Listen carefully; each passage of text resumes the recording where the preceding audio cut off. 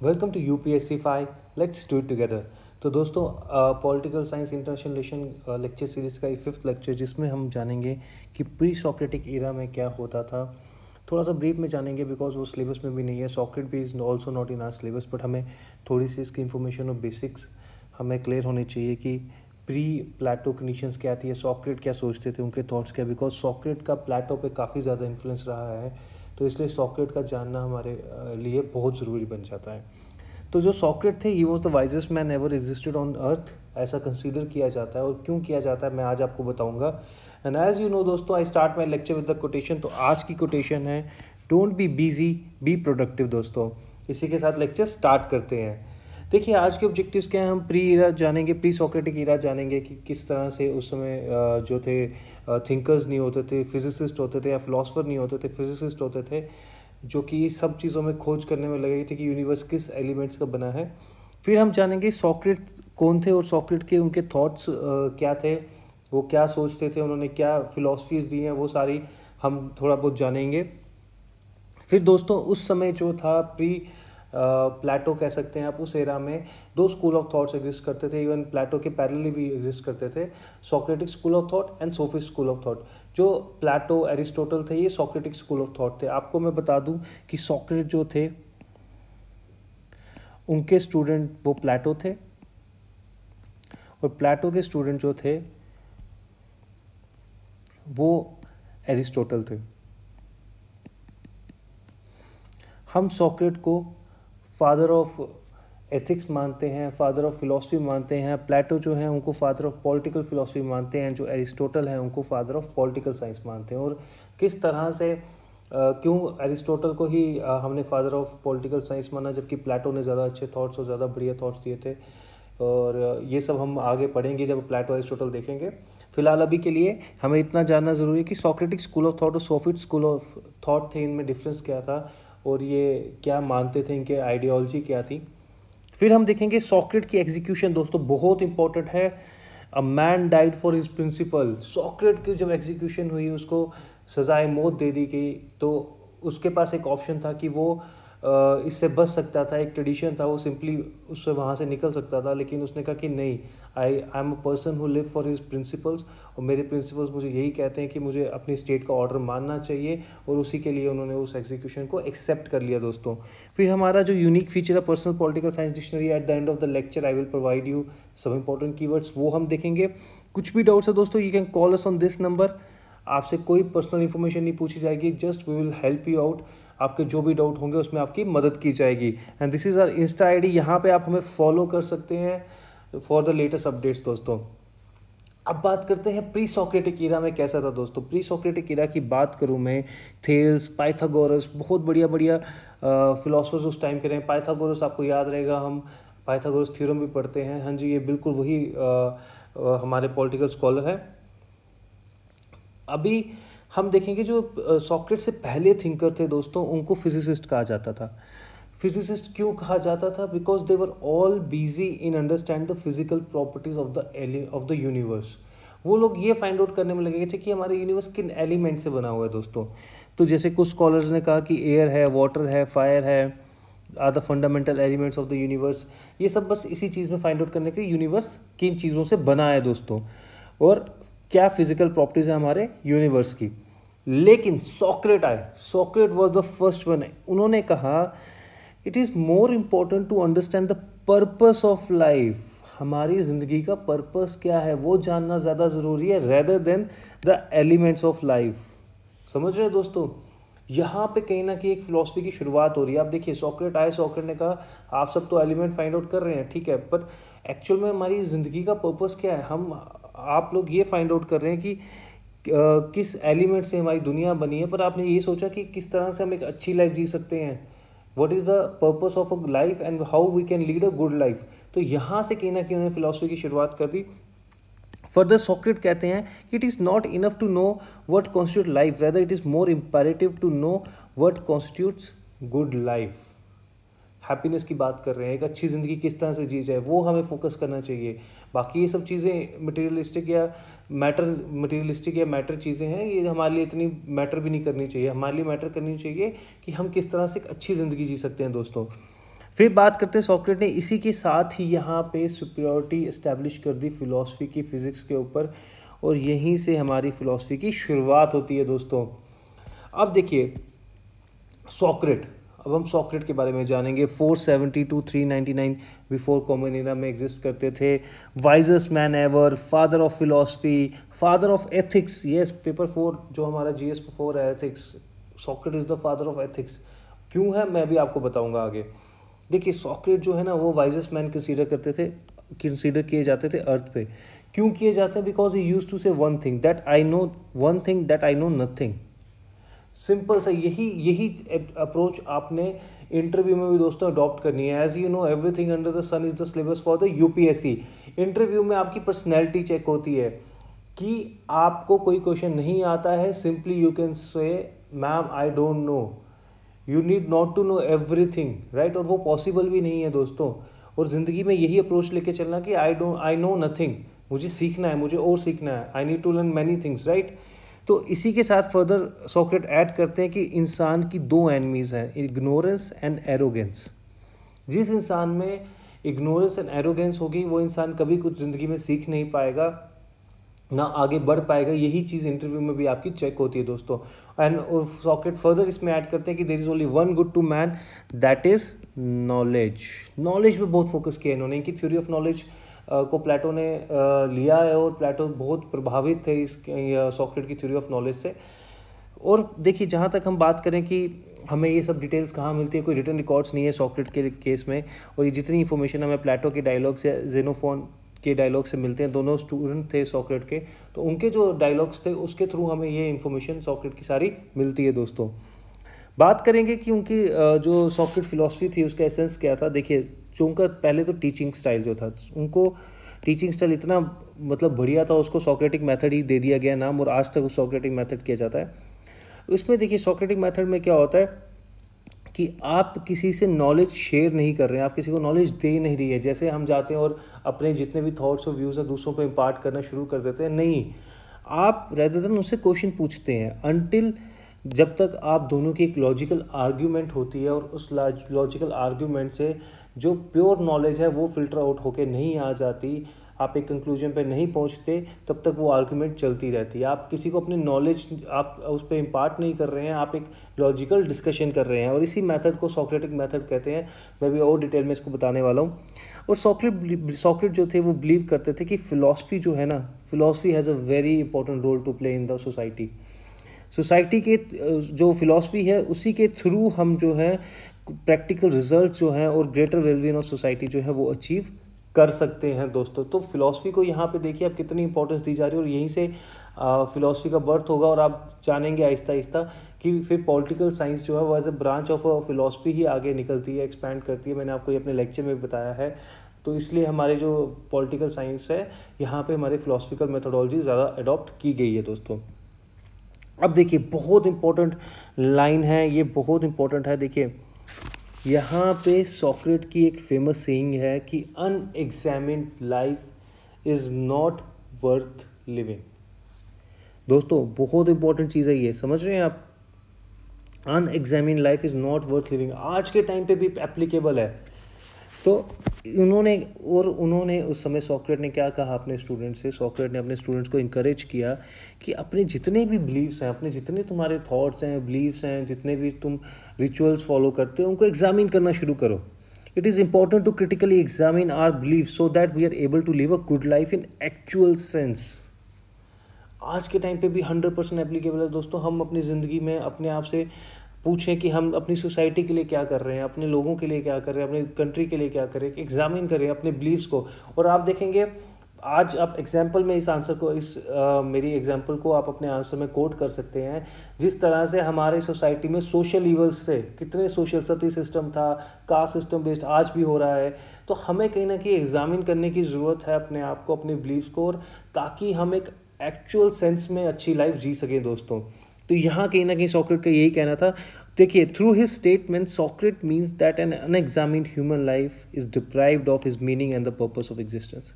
आपकी एग्जिस्टेंस का पर्पस ही खत्म हो जाता है जब अपनी लाइफ को आप एग्जामिन नहीं करेंगे कि क्या आप सही कर रहे हैं, क्या आप गलत कर रहे हैं, एक्चुअल में आप करना क्या चाहते हैं अपनी लाइफ में, राइट। तो you need to examine your beliefs, your life, और unexamined life is not worth living दोस्तों, पर्पस ऑफ एग्जिस्टेंस ही खत्म हो जाता है। फर्दर वो कहते हैं, if we don't examine our life we are no more than animals simply eating, sleeping, working and procreating, right. यहाँ पे अगर हम अपने आप को अगर सुपीरियर एनिमल्स मानते हैं, एक ऐसा सोशल एनिमल मानते हैं जो कि बाकी एनिमल जो लिविंग बींग्स हैं उनसे सुपीरियर है, तो हमें ये अपनी लाइफ को एग्जामिन करना होगा दोस्तों। अगर हम नहीं करेंगे तो we are as good as कोई और बाकी जानवर होंगे, राइट। तो फर्दर उन्होंने कहा कि जिस तरह से सीड जो है उसको सॉइल की, सनलाइट की, वाटर की ज़रूरत पड़ती है for germination, and then human life similarly अगर आप देखें तो जो इंट्रोस्पेक्शन है और एग्जामिनेशन है वो ज़रूरत है उसकी ग्रोथ के लिए, राइट।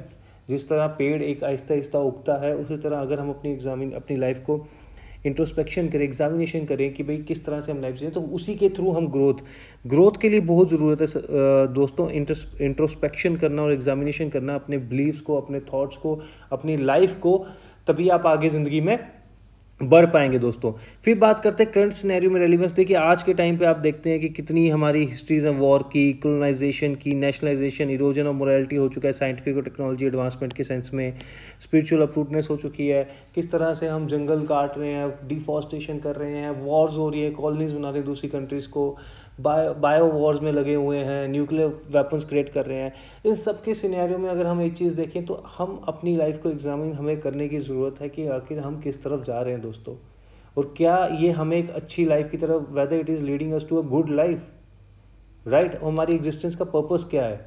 जब हम ये क्वेश्चंस पूछने शुरू कर देंगे तभी हम अपनी लाइफ में ग्रो कर पाएंगे दोस्तों, राइट। और उसके अलावा मैंने आपको एक और एग्जांपल बताया कि किस तरह से हमारी सोसाइटी में सोशल लेवल ईवर्स थे, तो आहिस्ता आहिस्ता कई लोगों ने, जैसे राजा राम मोहन सर ने, उन सब लोगों ने आहिस्ता आहिस्ता सोसाइटी से क्वेश्चन पूछे, अपनी लाइफ को जो अपनी एग्जिस्टेंस थी उसको क्वेश्चन करना शुरू किया और एक पर्पस ऑफ लाइफ बनाया और कुछ सोशल ईवर्स को ख़त्म किया, राइट।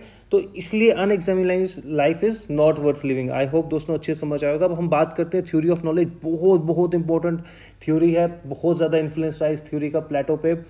देखिए सॉक्रेट का कहना था नॉलेज इज़ वर्च्यू। क्या मतलब हुआ इसका मतलब जो नॉलेजेबल होगा ना वही वर्चुअस हो सकता है। And what do by virtuous? Virtuous mean the one who is able to differentiate between the good conduct and the bad conduct. सही और गलत में डिफरेंशिएट कर पाए दोस्तों, उसी को हम वर्चुअस कहते हैं। यहाँ पे उन्होंने कहा कि ये जो दोनों टर्म्स है ये आइडेंटिकल है। एक्चुअली जो नॉलेजेबल होगा वही वर्चुअस होगा। उन्होंने कहा कि नॉलेज का ये मतलब नहीं है simple storing up of facts. For him knowledge जो मोरालिटी थी वो आइडेंटिकल है। आप समझ रहे हैं, आजकल की नॉलेज नहीं कि फैक्ट्स याद कर लिए, थ्योरम सॉल्व कर ली, नहीं, मोरालिटी का कंसेप्ट भी है यहाँ पे। जो नॉलेज होगा मोरालिटी होगा वो आइडेंटिकल है यहाँ पे। It is related to character and the conduct. देखिए यही तो पुराने लोगों की बड़ी खासियत बात है कि एजुकेशन का मतलब सिर्फ आपके लिए स्टोरिंग अप ऑफ फैक्ट्स या मगिंग अप ऑफ नॉलेज नहीं होता था। इसका मतलब आपको करेक्टर और कंडक्ट से रिलेटेड भी था। All qualities are inferior to knowledge. All qualities, okay दोस्तों, जितनी भी क्वालिटीज़ थी वो सारी जो है इन्फीरियर मान जाती हैं नॉलेज के, एज पर द सॉक्रेट। अब सॉक्रेट देखिए यहाँ पे ये चीज़ कहते हैं कि ठीक है नॉलेज इज़ वर्च्यू, आप अगर नॉलेजेबल होंगे तो वर्च्यूअस होंगे। लेकिन नॉलेज भी उन्होंने आगे बताया कि दो टाइप की होती है। कितने टाइप की होती है दोस्तों? There are two kinds of knowledge. एक होती है opinion, belief and guess work. ठीक है, आप किसी से बात करेंगे, इनिशियली आपको लगेगा कि yes he is very knowledgeable, but जैसे जैसे आप आहिस्ता आहिस्ता उससे फैक्ट्स या क्वेश्चंस पूछना शुरू करेंगे तो वो जो नॉलेज है एक्चुअल में नॉलेज नहीं होती, and it is very easily shakable from its foundation दोस्तों। तो पहली नॉलेज जो थी ये ट्रू नॉलेज नहीं, इसको उसने कैटेगरी, जो सॉक्रेट है उन्होंने कैटेगराइज किया एज ए फॉल्स नॉलेज। जो ट्रू नॉलेज है वो दूसरी, it's based on the reason. देखिए जैसे हम बात करते हैं कि पॉलिटिकल साइंस एक लॉजिकल सब्जेक्ट है, या कंसेप्ट क्लैरिटी होना बहुत ज़रूरी है आपको। इवन इन जनरल भी कोई भी चीज़ आप पढ़ें, आपको कंसेप्ट की क्लैरिटी होना बहुत ज़रूरी है, राइट। तो ट्रू नॉलेज कहीं ना कहीं सॉक्रेट वही कह रहे हैं कि it's based on the reason. और अगर आप कोई भी कस्टम ले आए, ट्रेडिशन ले आए, कोई ओपिनियन ले आए या कोई हैबिट्स ले आए, उससे भी ये नॉलेज आपकी शेक नहीं होगी, आपकी फाउंडेशन स्ट्रांग होगी, आपको कंसेप्ट क्लैरिटी होगी, राइट। तो यही नॉलेज हमें एक्चुअल में यूपीएससी के लिए भी चाहिए दोस्तों। देखिए सॉक्रेट कहते हैं, अब किसी ने उनसे पूछा, एक डिबेट चली कि हमारी जो नॉलेज है वो, हमें जो ट्रू नॉलेज है वो कहाँ से मिलेगी, राइट। तो सॉक्रेट का कहना था source of ultimate knowledge is within our self. हमारे अंदर ही ट्रू नॉलेज है। ध्यान से सुनिएगा, यहाँ से ही आपको मैं बताऊँगा कि किस तरह से उन्होंने बहुत अच्छी एक डिबेट हुई सोफिस्ट के साथ उनकी, तो उन्होंने बताया कि कैसे हम नॉलेज को, ट्रू नॉलेज को गेन कर सकते हैं। वो कहते हैं कि जो नॉलेज का एक्चुअली में नॉलेज है ना, वो हमारे अंदर ही है। वो किसी ने पूछा कहाँ है हमारे अंदर, तो उन्होंने कहा हमारी जो सोल है वो हमारे को गाइड करेगी towards the actual knowledge, towards the true knowledge दोस्तों, हमारी सोल। तो उन्होंने कहा कि सोल कैसे गाइड करेगी आपको, तो उन्होंने कहा through logical argumentation. Through logical argumentation या डायलेक्टिक्स आप क्वेश्चनिंग करेंगे, आप पूछेंगे मैं अपने सोल से, जैसे अब मैं एग्जांपल देता हूँ छोटी सी यहाँ पे। हम मॉर्निंग में 6 o'clock कहते हैं उठ के हमने पढ़ना आज, ठीक है। हमारे हमारे अंदर से आवाज़ आती है, एक मन कहता है कि नहीं सो जाओ, आधा घंटा सो जाते हैं, 1 घंटा, फिर देन देयर इज समथिंग जो हमें पंप करता है कि नहीं, we need to get up, we need to complete this task. हमारे जो आज के गोल्स हैं हमें अचीव करने हैं दोस्तों, राइट।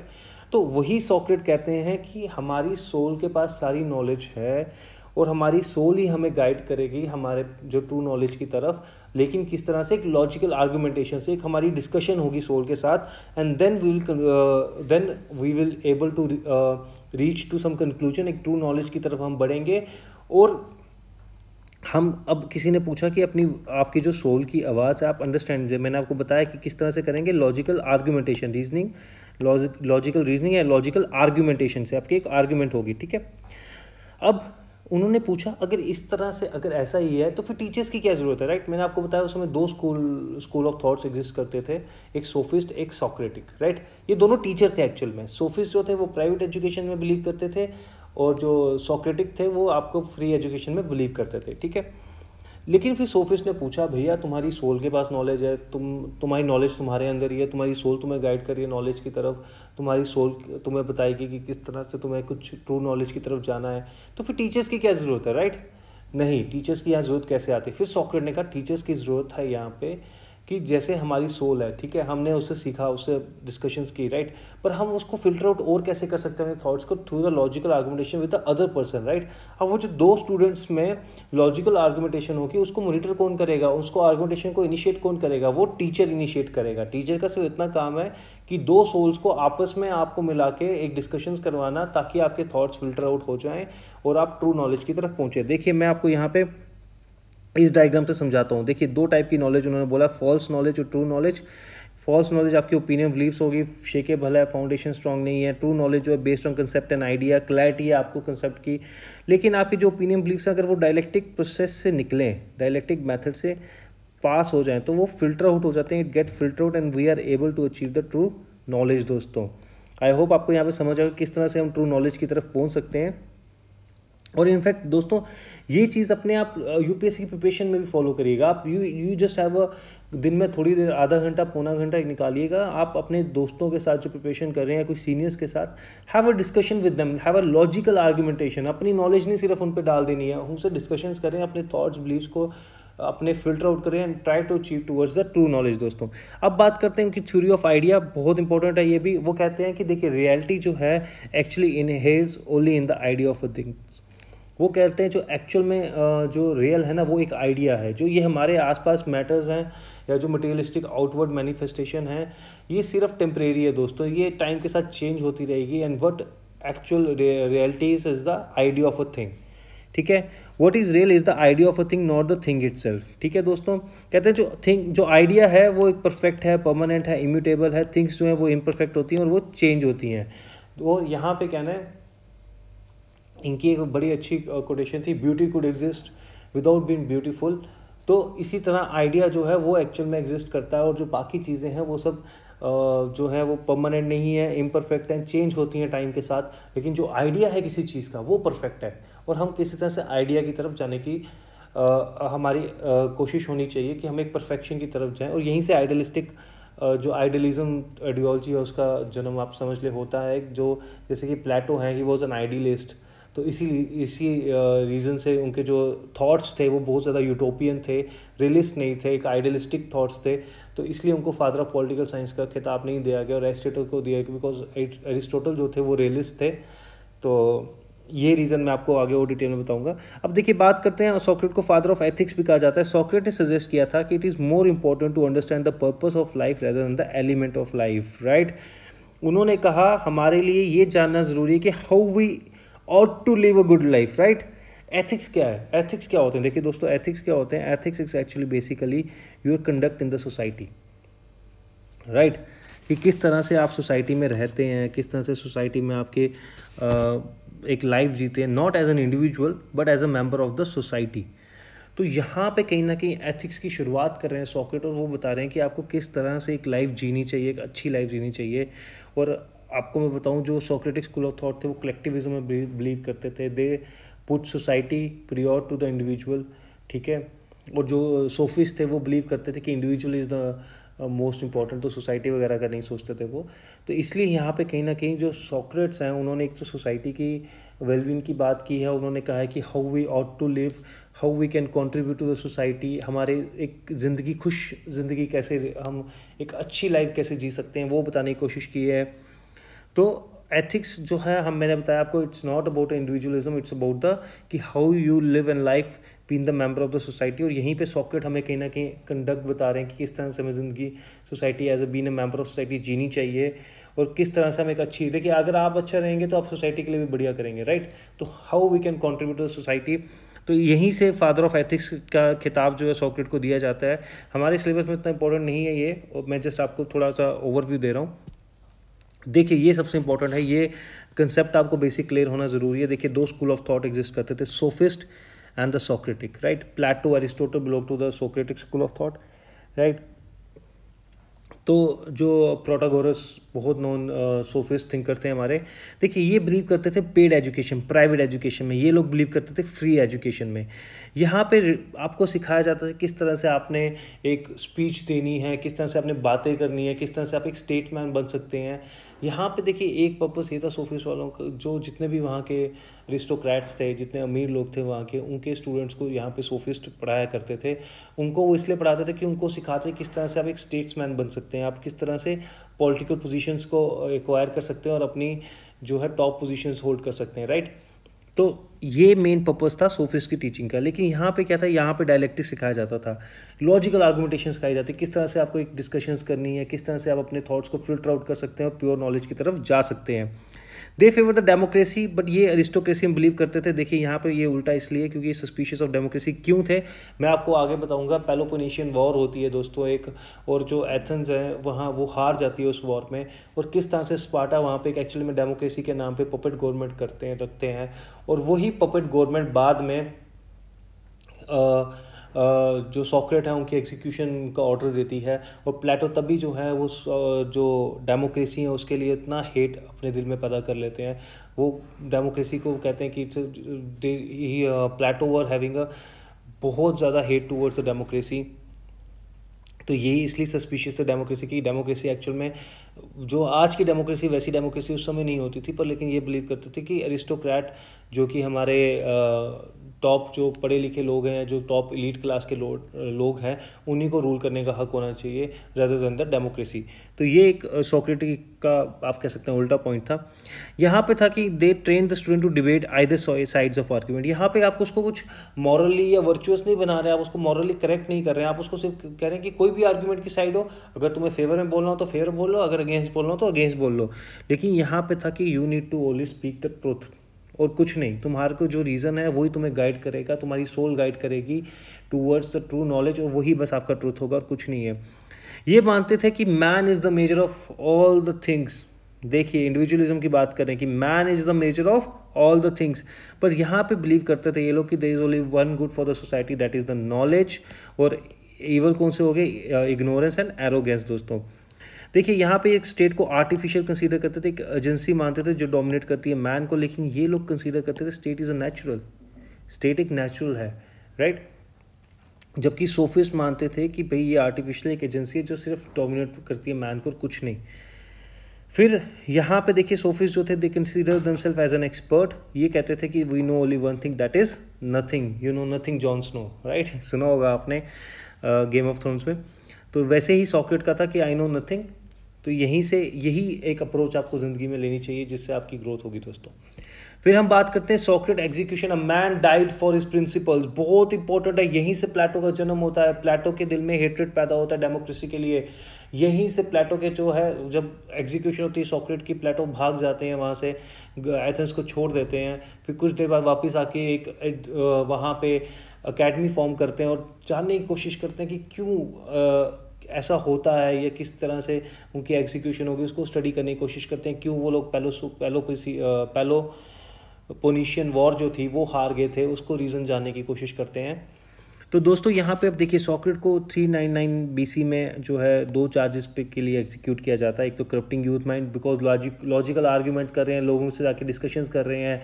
तो वहाँ पे कहा, स्टेट गवर्नमेंट कहती है कि ये कहीं ना कहीं यूथ को हमारे अगेंस्ट भड़का रहा है, क्योंकि ये लोग तो ट्रू नॉलेज की तरफ जाते थे, राइट। वो लोग तो सिर्फ आर्ग्यूमेंट्स में बिलीव करते थे, स्पीचेस देने में बिलीव करते थे, रिहॉट्रिक में बिलीव करते थे।